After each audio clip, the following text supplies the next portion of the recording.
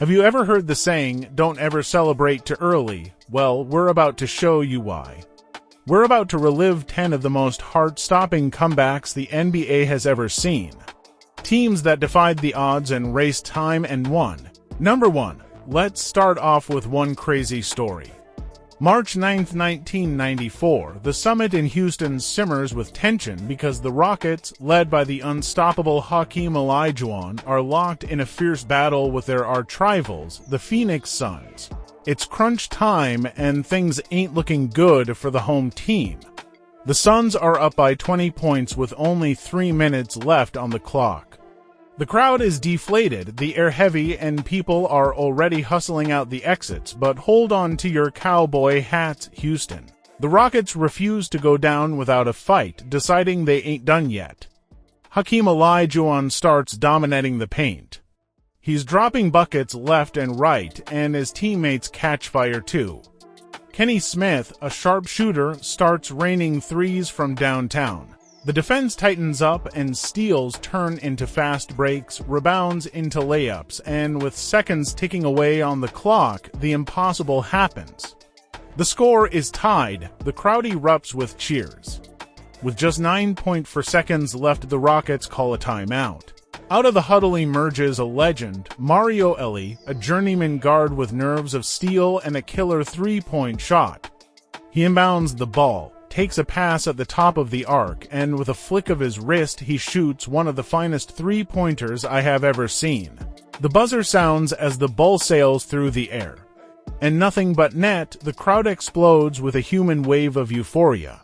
The Suns are stunned, speechless as they look at the board and see the final score, Rockets 115, Suns 114.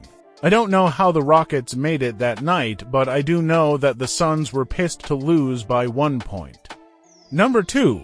Imagine Michael Jordan, the king of the court, suddenly hanging up his sneakers and heading for the baseball diamond. Shocking, right? That's what happened in 1993. Whispers filled the air like deflating basketballs. Was MJ done? Was his reign of dunks and dominance over? But fear not, because in 1995, Jordan pulled a move smoother than his signature fadeaway. He said, "I'm back." 2 words. That's all it took to send the NBA world into a frenzy. Jordan wasn't just returning, though. He was on a mission. He rejoined the Chicago Bulls, his old stomping ground. And it wasn't just a comeback, it was a redemption tour. Jordan led the Bulls on a tear. They weren't just winning games, they were dominating. Over the next 3 years, Jordan and the Bulls secured a historic three-peat, 3 NBA championships in a row. Each victory was a thunderous dunk on doubters who thought MJ was washed up. Jordan's return wasn't just about trophies, though. It solidified his status as the GOAT. He proved that even legends can take a break and come back stronger, hungrier, and ready to rewrite history. Number 3. Salt Lake City, November 1996. The Utah Jazz are hyped, facing off against their divisional rivals, the Denver Nuggets.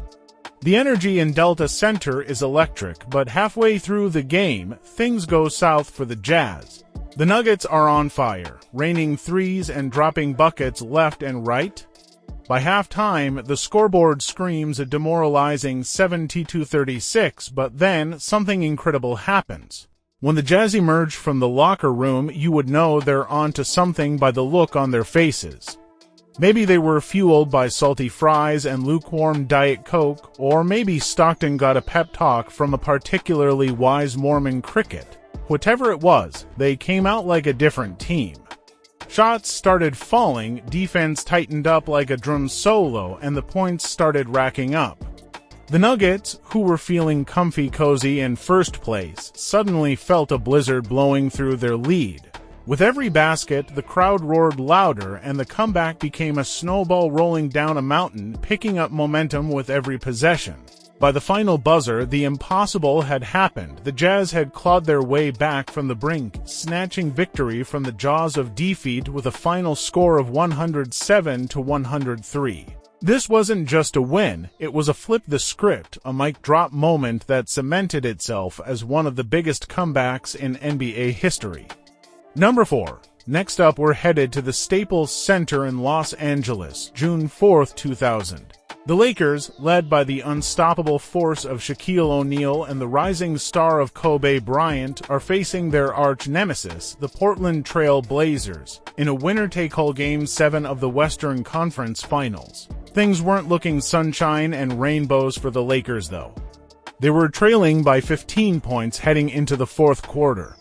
Most folks were already booking their flights to Portland for the finals. But these Lakers, they weren't built for quitting. Shaq, a physical force like a runaway cruise ship, decided he wasn't done serving up dominance just yet. He started dunking on Blazers left and right, his size and power a one-man wrecking crew, while Kobe weaved through defenders, draining jumpers like they were going out of style. The Lakers' defense, which had been Mia most of the night, suddenly woke up. They were swarming Blazers players, stealing passes and contesting shots with intensity. The momentum shifted real fast. Every Lakers basket was like a punch to the gut of the Blazers. With seconds ticking away on the clock, the score was still tight. But the Lakers, fueled by pure championship desire, wouldn't be denied. In the final moments, they shut down the Blazers on one end and Kobe sank a clutch free throw to seal the deal. The final buzzer sounded, and the impossible happened. Lakers 89, Trail Blazers 84. This was a Hollywood ending worthy of an Oscar. Number 5, it's December 2004, Houston. The Rockets are facing the legendary San Antonio Spurs, a team known for their icy defense and clutch plays.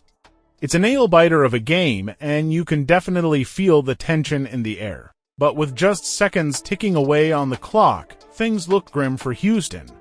They're down by 8 points, the Spurs practically savoring the victory like sweet barbecue.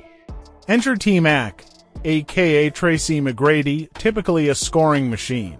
He wasn't about to let the Spurs waltz away with this W in a scene straight out of a Hollywood movie. McGrady goes off. Imagine this dude, a whirlwind of arms and legs, weaving through the Spurs defense like they're made of pool noodles. He gets fouled on a three-pointer. Bam. 4 points with a free throw. Then, with time running out, he drills a clutch three over the legendary Tim Duncan. Cop-out.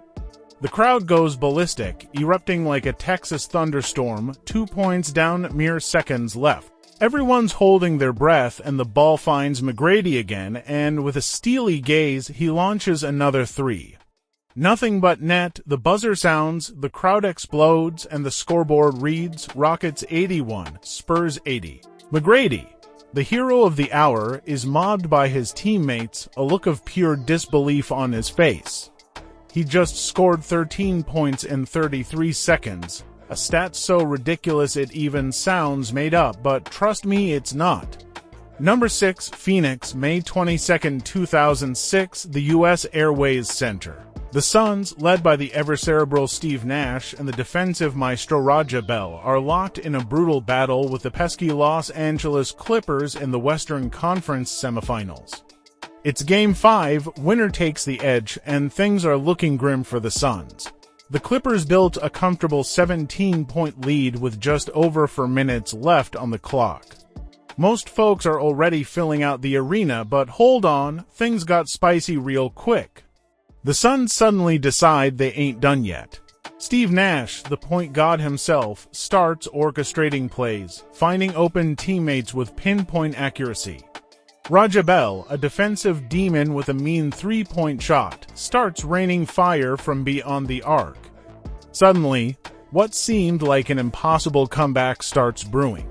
The Clippers, who were feeling like they were on a victory cruise, are now looking like they were thunderstruck. Steals turn into fast breaks, rebounds turn into three-pointers, and with seconds ticking away on the clock, the score is tied. The crowd erupts, a human monsoon of cheers. We go to overtime, then double overtime. You could feel the tension in the atmosphere. But the Suns, fueled by pure desert determination, keep clawing their way back. In the final moments, with the score still tied, Steve Nash, the Houdini of the hardwood, pulls a clutch layup that sends the crowd into a wild frenzy. The buzzer sounds and the scoreboard tells the incredible story: Suns 126, Clippers 118. Number 7, Miami, June 12, 2011. The Dallas Mavericks, led by the smooth-shooting German Dirk Nowitzki, are locked in a brutal battle with the newly formed Miami Heat super team, LeBron James, Dwyane Wade, and Chris Bosh. It's Game 2 of the NBA Finals, and things are looking bleak for the Mavs. The Heat have built a comfortable 15-point lead heading into the fourth quarter. But hold on a second, Dirk Nowitzki, a one-man wrecking crew with a killer fadeaway shot, wasn't about to let his team go down without a fight. He starts raining threes from beyond the arc, while Jason Terry starts catching fire from downtown too. The Mavericks' defense, which was horrible most of the night BTW, suddenly woke up and started swarming Heat players, stealing passes and contesting shots with the intensity of a Texas Twister. The momentum shifts fast with every Mavs basket. With seconds ticking away on the clock, the score is still tight, but the Mavs wouldn't be denied. In the final moments, Dirk Nowitzki, the ultimate clutch player, rises to the occasion. He drives to the basket, throws up a fadeaway shot, and, into the net, the crowd erupts. The Heat have no timeouts left, and their final desperation heave falls short. The buzzer sounds and everyone looks at the scoreboard that shows Mavericks 95, Heat 93. This win was a Texas-sized comeback. A night to remember in the NBA Finals, number 8, on May 14, 2013. Oracle Arena in Oakland was electric. The Golden State Warriors, a young team with a fire in their bellies, are facing the battle-tested San Antonio Spurs in the Western Conference playoffs. The Spurs, led by the legendary Tim Duncan, are like a well-oiled machine, smooth and efficient. Throughout the game, they chip away at the Warriors' lead, building a seemingly insurmountable 16-point advantage with only 4 minutes left on the clock. The crowd goes quiet, the air thick with tension, you could feel it.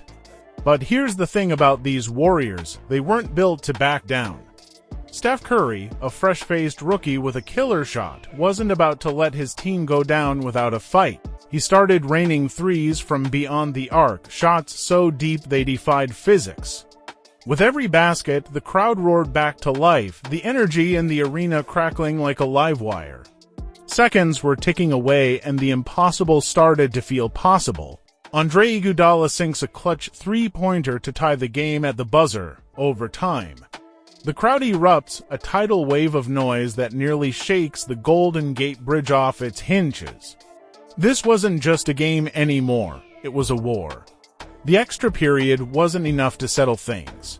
Double overtime, exhaustion hung heavy in the air, but the Warriors, fueled by pure heart and Steph Curry's limitless shooting range, kept clawing their way back.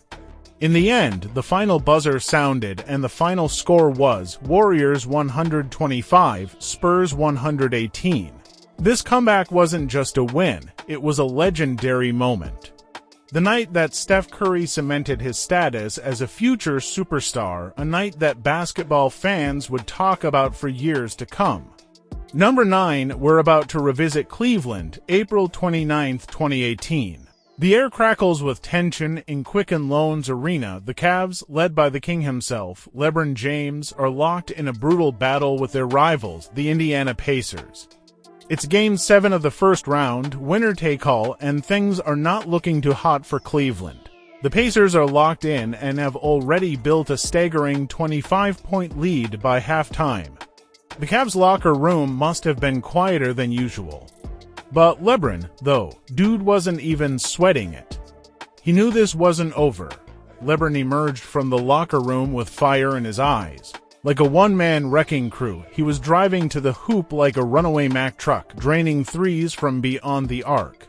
His teammates, inspired by his dominance, started feeding off his energy.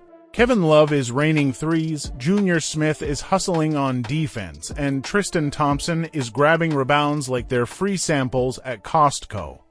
The Pacers suddenly find themselves in a dogfight. Steals turn into fast breaks, rebounds turn into layups, and with seconds ticking away in the fourth quarter, the score is tied.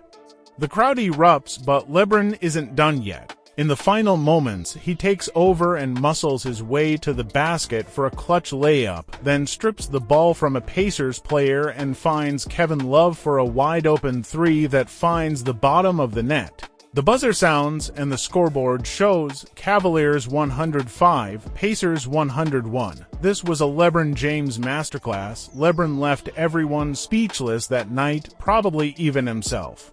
Number 10, March 3, 2023. A night that went down in Brooklyn Nets history like a perfectly seasoned plate of jerk chicken. TD Garden in Boston, Celtics territory, the Nets, well, let's just say they weren't exactly setting the court on fire. They were down by a whopping 28 points. The Celtics were feeling themselves, already planning their victory cigars. But hold on a sec, here's where things get spicy. The Nets, fueled by determination to win, decided to stage an epic comeback for the ages. Kyrie Irving starts weaving through defenders, Mikal Bridges is raining threes like it's his birthday, and everyone gets cake and a three-pointer. Ben Simmons, well, he might not have been lighting up the scoreboard, but his defense was tight. The Celtics, who were feeling like they were on a luxury yacht victory cruise, suddenly found themselves clinging to a life raft. Over the next 31 minutes, the Nets outscored them 92-54. The TD Garden crowd went from celebrating like they won the lottery to quieter than a library. With the final buzzer, the impossible happened. The Nets, down by 28 points, had snatched victory from the jaws of defeat with a final score of 115-105. This was a night that Brooklyn legends would be talking about for years to come, a night that proved that even when you're down and out, a little Brooklyn grit and hustle can turn things around faster than you think. These moments are a testament to the heart, hustle, and sheer willpower that define the game of basketball. They remind us that even when the odds are stacked against you, anything is possible with a little bit of magic and a whole lot of fight.